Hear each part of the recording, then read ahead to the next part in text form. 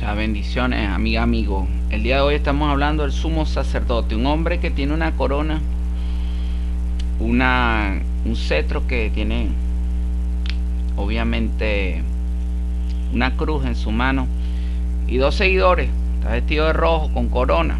Poder, habla de poder, ¿no? Desde el punto de vista del Feng Shui lo tenemos con el elemento fuego, ¿no? Obviamente. Bueno, carta número 5. 4 más 1. Estabilidad, inicio, comienzo. Este es un líder espiritual. Donde se pare, donde lo vean, es un líder espiritual. Es un personaje que puede ser un científico o también puede ser un gran líder espiritual. Recientemente hemos visto cómo ha ocurrido sucesos en el mundo que han manchado la labor de la espiritualidad por culpa de líderes espirituales que han hecho su labor de mala manera. Líderes espirituales que solo se han basado en su visión de satisfacer la carne y no han sido verdaderos líderes espirituales. Lo que han hecho es una manipulación tremenda de la condición de espiritualidad, de autoridad espiritual que se les ha otorgado en la tierra por religión o por X causa. El Maestro Jesús, cuando enfrentaba a los líderes del templo, les decía: sátrapas, ustedes no entienden las palabras que yo les digo, porque las palabras que yo les digo vienen del cielo. Ustedes son serpientes, nido de víboras, nido de serpientes. Lo decía el Maestro Jesús hace más de 2000 años. Tenemos que recordar sus palabras, porque estamos hablando de líderes espirituales. El Maestro Jesús creó el sacerdocio, el pontificado, creó los discípulos, y a partir de los discípulos, especialmente Pedro, se crea el pontificado. Entonces, indirectamente, el Maestro Jesús creó una labor de pontífices, de cardenales, de sumos sacerdotes. Fue su influencia quien generó todo ese movimiento. Ahora bien,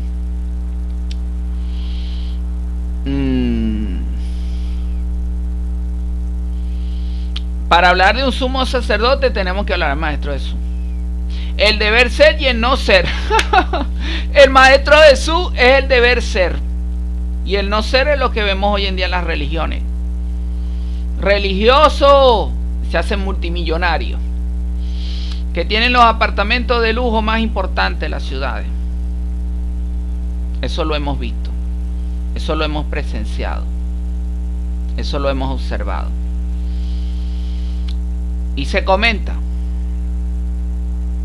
religiosos que en pleno momento de la actividad religiosa están haciendo actividades que son antivalores para la vida.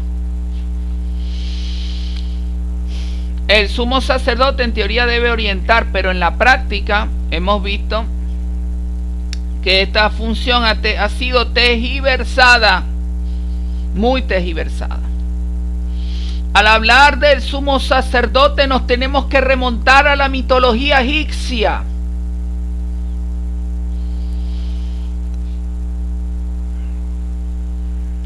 Había un sumo sacerdote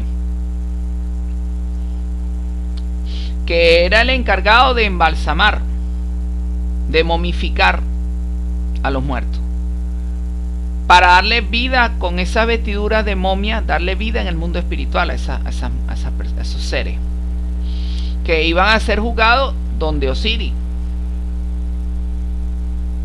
Iban a pasar un juicio donde Osiris, iban a ir directo donde Osiris.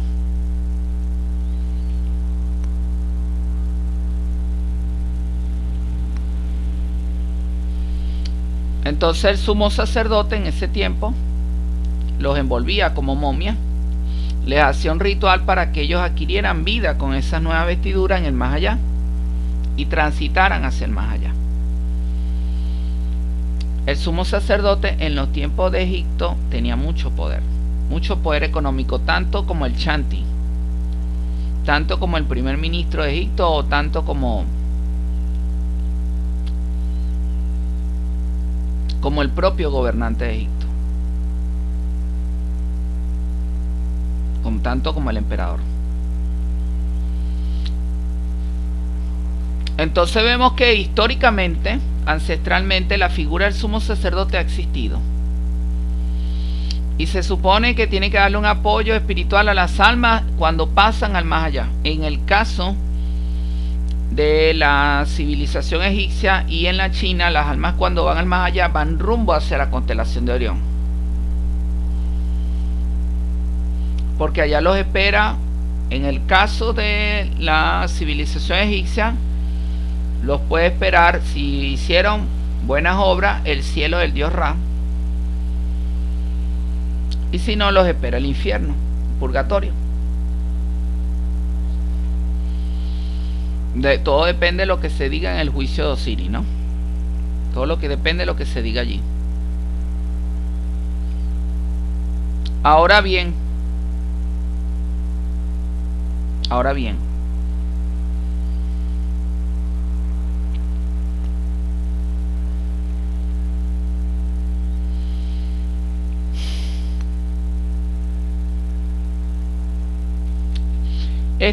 este sumo sacerdote tiene que estar vinculado con la espiritualidad, porque es una persona que en teoría tiene las llaves del infierno y del cielo, para entrar al cielo y para entrar al infierno. Mucho cuidado con esto. Entonces de allí viene la connotación de los trabajos espirituales, de los amarres y los trabajos espirituales, ¿sí? Porque este señor tiene las llaves del infierno y tiene las llaves del cielo. En el caso de Egipto, el cielo era el dios Ra, el dios Sol, y el infierno, obviamente, donde habían seres que tenían que pagar sus deudas por lo que hicieron mal en la tierra, las malas acciones que hicieron en la tierra.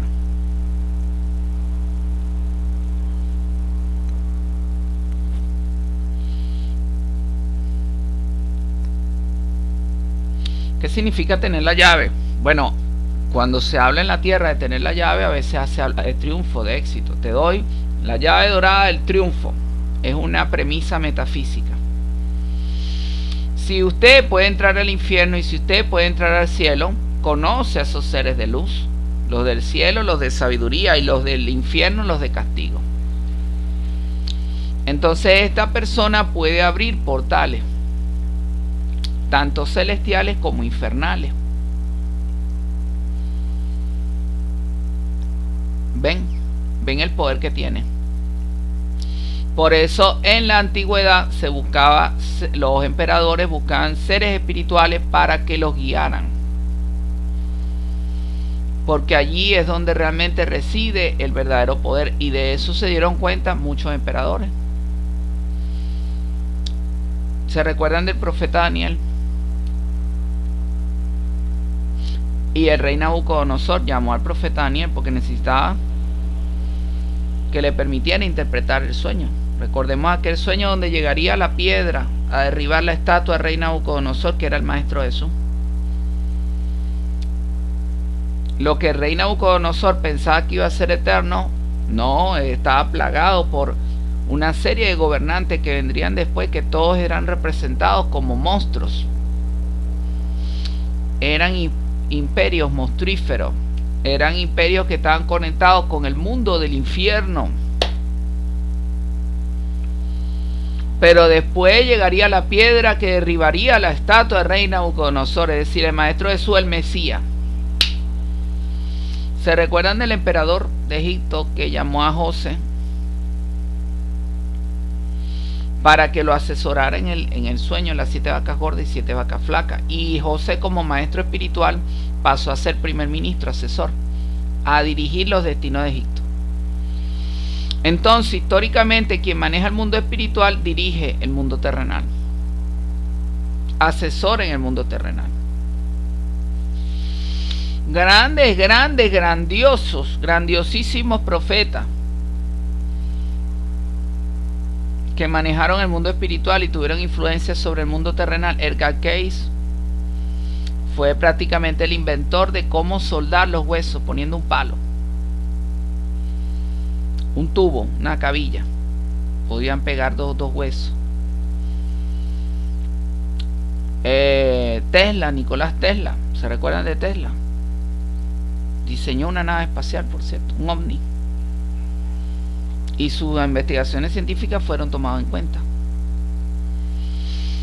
¿Recuerdan a Baba Vanga? Habló 5000 años después de esta era. 5000 años para después. El futuro dentro de 5000 años.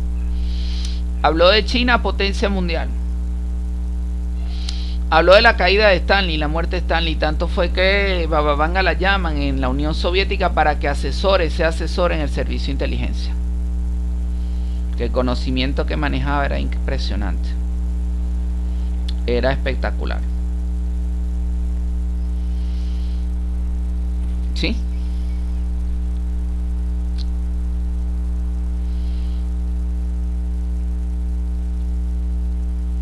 Claro que sí, por supuesto que sí. Entonces vemos que el mundo espiritual tiene fuerza y manda y ejerce influencia. Están los ateos, está la antítesis de los ateos. Yo estudié un doctorado donde me encontraba ateos y no se imaginan cómo eran aquellos debates. A mí me decían, ¿cómo pruebas tú la existencia de Dios? Yo le decía, ve a cada barrio y observarás una iglesia de Cristo, porque Cristo dejó un legado que ya está en cada barrio, en cada comunidad. Ahí están alabando a Dios en la presencia y en la búsqueda de Dios. Ay, nos lo dijo Benjamín Parravicini, el maravilloso profeta de Argentina. Ahí también los anticristos. Si no, pregúntenle a Hitler, pregúntenle a este hombre, el francés, Napoleón Bonaparte, y a otro que por ahí anda, muy cerca de Rusia. Pregúntenle, ¿por qué los llaman anticristo? Al oso, pregúntenle al oso, según palabras de Parravicini, ¿por qué los llaman anticristo? ¿Por qué son anticristos? Porque van en contra de las enseñanzas y la doctrina y la filosofía de Cristo, y eso es peligroso. Porque ser anticristiano significa que son personas que pueden, a través del uso de las armas, acabar con la vida de las personas sin importarles nada. No les importa nada porque no tienen alma, no tienen conciencia. Su alma responde es al dinero, al bienestar económico, al dominio mundial que ellos quieren. Ellos quieren tener un dominio del mundo entero. Eso es ineludible, eso es realmente contundente entenderlo.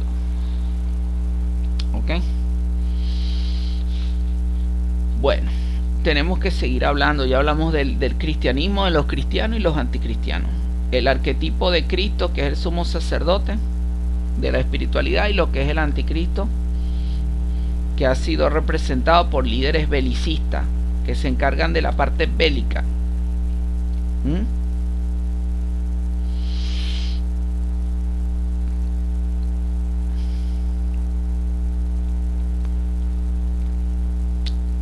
Podríamos decir el sumo sacerdote como líder masculino espiritual y la suma sacerdotisa como líder espiritual femenina. Podríamos decirlo. La suma sacerdotisa, la que detrás de ella están los dos portales, las dos columnas, y de ahí hay un portal de luz, en teoría, que es desconocido, por eso lo pintan de color oscuro. Pero este hombre, el sumo sacerdote, en el tarot de Rider, está vestido con vestiduras rojas, que en teoría representa el elemento fuego. ¿Acaso estará hablando de que este hombre es portador del fuego del Espíritu Santo? Tiene un cetro de poder en su mano. Allí lo vemos reflejado en Roma, en el sumo sacerdote de Roma, en el llamado Papa. Tiene poder porque es líder de un estado y líder de una religión mundial. ¿Sí? Pero es un poder basado en la cruz. Es decir, es un poder basado en el ejemplo del Maestro Jesús. De allí viene el poder de ellos. El Papa más destacado que ha existido, que fue representado con un sol, Juan Pablo II. es el papa más destacado porque su labor de fue inmensa. Fue descomunal, a donde él llegaba arrasaba. Era un arrase prácticamente. Donde llegaba el papa arrasaba, porque él ayudaba a todas las personas. Tengan en cuenta eso. La labor del papa era mundial y entregado a la fe.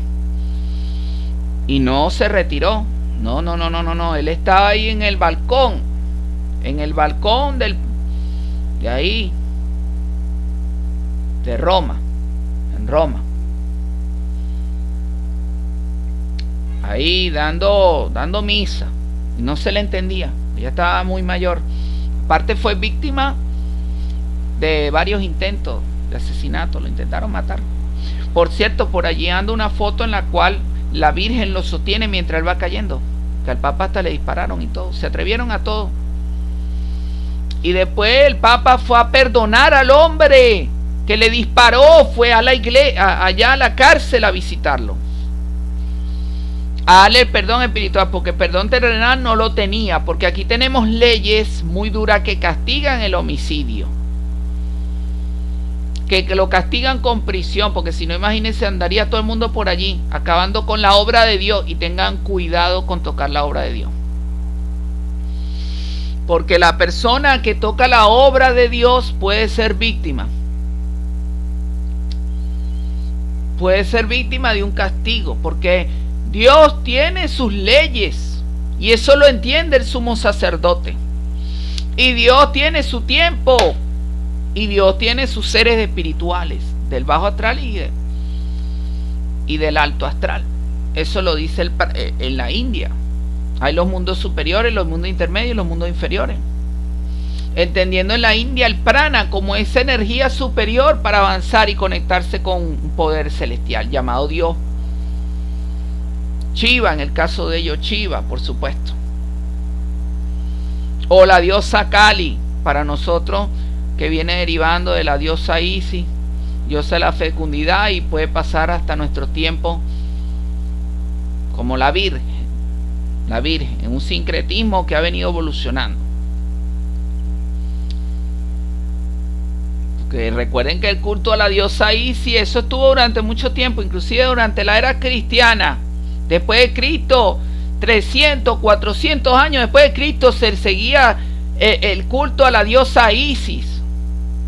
Algo que después en Roma fue abolido, pero fue integrado en la religión católica, con la oración a la Madre, a la Virgen. Olvídense que allí está presente la diosa Isis. Y el que se va a casar va a una iglesia. Y estamos hablando del Espíritu Santo, que es fuego vivo para la transformación de la persona en el bienestar que Dios desea para ese individuo. Porque el Espíritu Santo es un fuego vivo que tiene alas, que en el fondo tiene la nobleza de la paz, pero tiene alas para volar. Es decir, la nobleza debe volar por encima de todo lo malo, por encima de la negatividad, de aquellos líderes del templo que el Maestro Jesús le decía: ustedes son raza de víboras. Estaban persiguiendo al Maestro Jesús. Estaban buscándole la vuelta al Maestro Jesús. Estaban buscándole la caída al líder espiritual más grande de la humanidad. Qué peligro. Pero el Maestro Jesús era un hombre de verdad, que no tenía pelos en la lengua, y se los decía: ustedes son raza de víboras y de serpientes. Ustedes no entienden las palabras que yo digo, porque lo que yo digo viene del cielo. Ustedes son descendientes de personas que se arrastran, de seres del bajo astral. En pocas palabras le quiso decir el Maestro Jesús. El Maestro Jesús, cuando tenía que sacar el látigo, sacaba el látigo, porque ¿cómo vas a meter mercancía en el templo? No, imposible. Le sacó el látigo. Le sacó el látigo y lo sacó del templo. Es de la casa del Padre y no puedes estar aquí, pues. Porque el Padre está generando luz y ellos están generando egocentrismo. Y entramos aquí en este punto al modelo de Carl Gustav Jung. Como el líder espiritual, el máximo, no debemos hablar de otra persona sino de Jesús. Tengamos en cuenta eso. Se derivaron en todos los continentes iglesias que alaban a Jesús.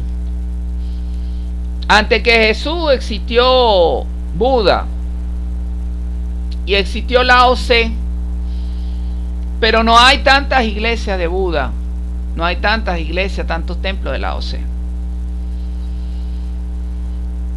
Más son las personas cristianas. El cristianismo ortodoxo, por ejemplo, en Rusia. Entonces, si comparamos a Buda con el Maestro Jesús, desde el punto de vista del impacto mundial ha tenido más relevancia, a pesar de que Buda es más antiguo.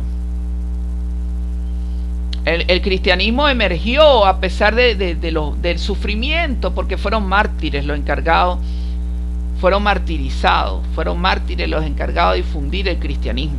Y si no, pregúntenle a aquellos martirizadores, porque están los mártires y los martirizadores. Tengan en cuenta eso. Y de allí viene esta figura religiosa que conocemos. En la concepción de Rider está directamente conectada con Jesús. En el tarot egipcio pudo haber estado conectado con el líder del templo, pero en este de Rider, por las vestiduras que tiene este hombre, está conectado más que todo con las enseñanzas del Maestro Jesús. Porque el Maestro Jesús no andaba embalsamando momias. Tengan en cuenta eso. Tengan muy presente eso. El Maestro Jesús daba vida con su palabra a los muertos. No necesitaba embalsamar a nadie, ni crear una ideación de vida para el más allá. No, él decía: levántate, Lázaro. Y quien estaba postrado, ocurría el milagro y se levantaba inmediatamente. Le daba vida a los muertos. Recuerden que María Magdalena estaba técnicamente muerta. La estaban apedreando y llegó el maestro y escucharon la palabra del maestro. Y el maestro dijo: quien esté libre de pecado, que tire la primera piedra. Nadie se atrevió, porque estaban conscientes de que muchos de ellos habían estado con ella, y cómo le iban a juzgar si ellos estaban también llenos de ese pecado, de ese juicio. En vez de ser lanzadas las piedras, cayeron las piedras. Ahora bien, el Maestro Jesús, desde la visión de Carl Gustav Jung, como sumo sacerdote, sí, como agente de milagros, sí, multiplicó los panes, levantaba, aplicaba sanación, sanidad, sacó a los diablos, a los espíritus. Recuerden aquel hombre que estaba endemoniado, y el Maestro Jesús le sacó todos los demonios y los mandó a los puercos, a los cochinitos, y el hombre quedó libre de demonios, quedó totalmente libre de demonios. Eran los milagros espirituales del Maestro Jesús, que hasta el día de hoy son comentados y están escritos en la Biblia, la Sagrada Escritura. Por cierto, la Biblia es el libro más vendido del planeta Tierra, porque tiene la vida y obra del Maestro Jesús. Ya por allí aparecieron unos pergaminos, están escondidos, que cuentan otros evangelios. ¿Sí? Tienen otras historias.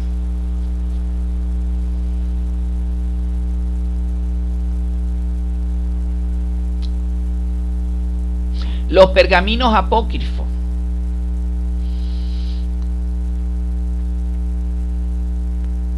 Desde el punto de vista de Carl Gustav Jung, que es nuestro psicólogo transpersonal favorito, el más grande que ha existido, bueno, nos dice que existe un modelo psicológico para abordar un arquetipo. Está el inconsciente colectivo, el inconsciente y el consciente. Conscientemente, el Maestro Jesús entendía su obra, entendía la trascendencia de su obra. Era el llamado Cordero, aquel que quita el pecado del mundo. Y fue entregado por la traición por Judas Iscariote. Pero el Maestro Jesús sabía quién lo iba a entregar. El Maestro Jesús estaba plenamente consciente de su trascendencia para la humanidad y de que su obra dejaría un legado, inclusive la crucifixión, que se celebra, por cierto, en la Semana Santa. Y así como llovió cuando crucificaron a Jesús, también llueve en Semana Santa muchas veces. Como diciéndonos que tengamos en cuenta ese evento, que ese evento es de importancia para nosotros. ¿Qué les parece el legado del Maestro Jesús? Impresionante, ¿no? Como sumo líder espiritual, líder de la espiritualidad. El cristianismo se ha extendido en diferentes versiones. Muchos de los líderes actuales disfrutan de ese beneficio. Y el cristianismo integró el Imperio Romano con la religión antigua, la llamada religión pagana, con el cristianismo, y la fusionaron para darle estabilidad al Imperio Romano. Constantino, aquel hombre que recibió aquel emperador que recibió la revelación de la cruz, era la importancia que iba a tener el Maestro Jesús para el futuro, y que a partir de allí venía un liderazgo importante. Entonces vemos, el Maestro Jesús está plenamente consciente de su existencia y de la trascendencia de su existencia. El Maestro Jesús tenía un inconsciente,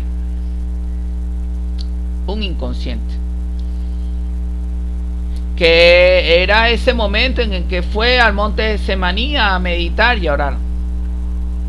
Y el Maestro Jesús estaba conectado con el inconsciente colectivo, que el famoso psicólogo transpersonalista Carl Gustav Jung nos habla de ese cúmulo de conocimiento que ya hasta allí acumulado, y está representado en la cruz del Maestro Jesús. La cruz fue la manifestación de las personas, del rechazo, no de un imperio, porque recuérdense que Poncio Pilato se lavó las manos, fueron las personas las que erraron, decidieron la decisión equivocada, crucificar al maestro más grande de la humanidad. Y les apuesto que muchas de esas personas que enjuiciaron, que prefirieron que crucificaran a Jesús antes que Barrabás, les apuesto que muchas de esas personas fueron, quizás hasta vieron los milagros del Maestro Jesús, que es lo más fuerte. La antítesis. Quien le fue dado vida termina dando muerte. Y allí, hablando de la tesis, la antítesis, la síntesis de la dialéctica de la vida, según los filósofos presocráticos, tenemos que hablar entonces necesariamente de Zenón de Elea. Nos decía que tenemos que tener argumentos en la vida. ¿Qué argumentos tenían esos señores que dijeron que llevaran a la cruz a Jesús? Ningún argumento.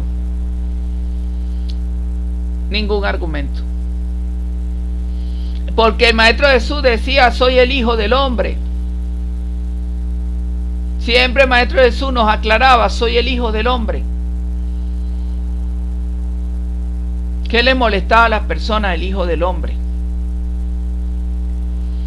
Para que lo mandaran a la cruz.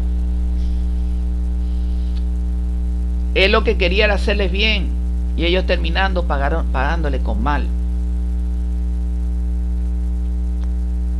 La tesis era Jesús, la antítesis, el pueblo que lo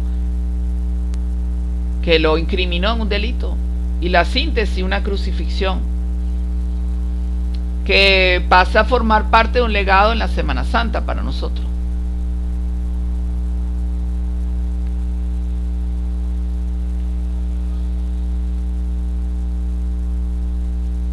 La crucifixión, un legado importante que se conmemora en la Semana Santa, y las personas se visten como el nazareno de violeta.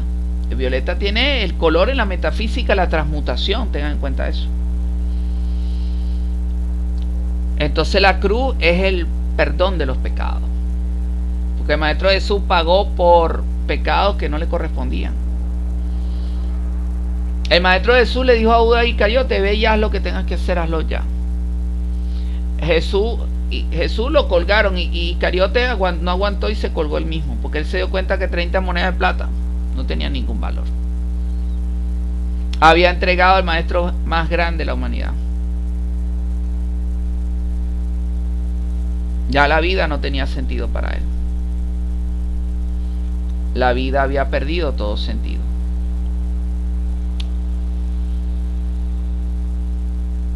El sumo sacerdote, cuando echas las cartas del tarot, en una pregunta, ustedes saben que yo siempre uso el sistema de 6 cartas, echar 6 cartas, las 3 primeras, la primera es el pasado, la segunda es el presente y la tercera que sale es el futuro. Tú estás preguntando si tienes vocación por alguna carrera. Por ejemplo, ¿qué cartas pueden salir? Puede salir el 5 de espada, el 3 de espada y sale el sumo sacerdote al final. No significa que porque estén 2 cartas de espada no puedes lograrlo, sí lo puedes lograr, pero es posible que el 5 de espada te está hablando de debilidad porque la carrera te debilite como tal, o tengas que hacer muchos esfuerzos que debilitan tu físico. El 3 de espada, que conoces personas que te desilusionan, que te engañan, que te traicionan. Y un sumo sacerdote al revés, que la corona te indica que puedes tener triunfo, mas no significa que vas a tener éxito económico. Tengan cuidado, porque una cosa es el triunfo de alcanzar una carrera y otra cosa es el éxito económico. Son cosas distintas, son cosas totalmente diferentes. Ahora bien, estás preguntando por la vocación en una carrera. Imagínense esto, sale el sumo sacerdote al revés como primera carta. La segunda carta, un 2 de bastos. Y la tercera carta que sale, un 10 de oro. El sumo sacerdote al revés puede estar indicando que en el pasado la vocación inicial la cambiaste. Decidiste cambiarla porque hubiera un percance. La cambiaste. Después el 2 de bastos te habla de que 2 de bastos tiene el mundo en la mano, que te enteraste de las posibilidades que tiene el mundo, la internet, las redes sociales, para hacer algo que te guste más.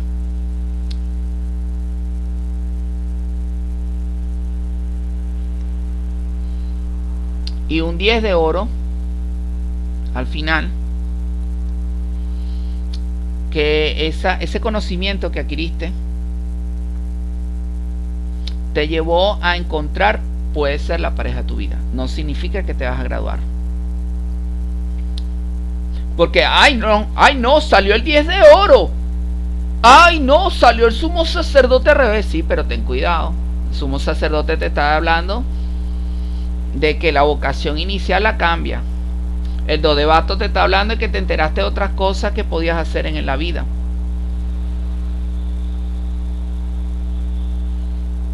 Y el 10 de oro te está hablando de que en ese conocimiento, en esa dinámica, conociste una persona que te puede hacer feliz.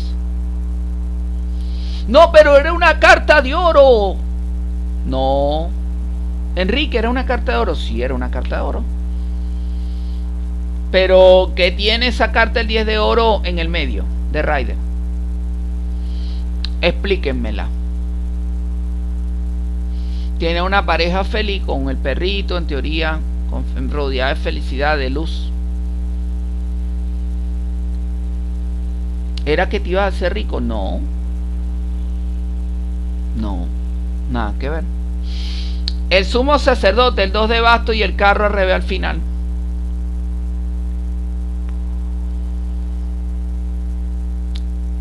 El sumo sacerdote al revés te puede estar hablando de que te fuiste por una carrera que no es tu vocación. El 2 de bastos, en el transcurso del tiempo te diste cuenta que existían otras posibilidades. Y el carro al revés, que a pesar de eso decidiste seguir en lo que tú pensaste al principio que era tu vocación y al final no fue. El carro al revés. Pero Enrique, el carro es una carta buena, es benéfica. Sí, pero está al revés. Cuidado, peligro. Te puede estar hablando de que decidiste, a pesar de que tenías el conocimiento, la sabiduría, a pesar de que se te dio la información, decidiste avanzar por el camino que no era. Tomaste el carro al revés, es decir, el sendero equivocado, el sendero errado. Ten cuidado. El sumo sacerdote en relaciones de pareja. Y esto sí me la sé perfecto porque todos los días doy consulta por WhatsApp, por YouTube y por Facebook.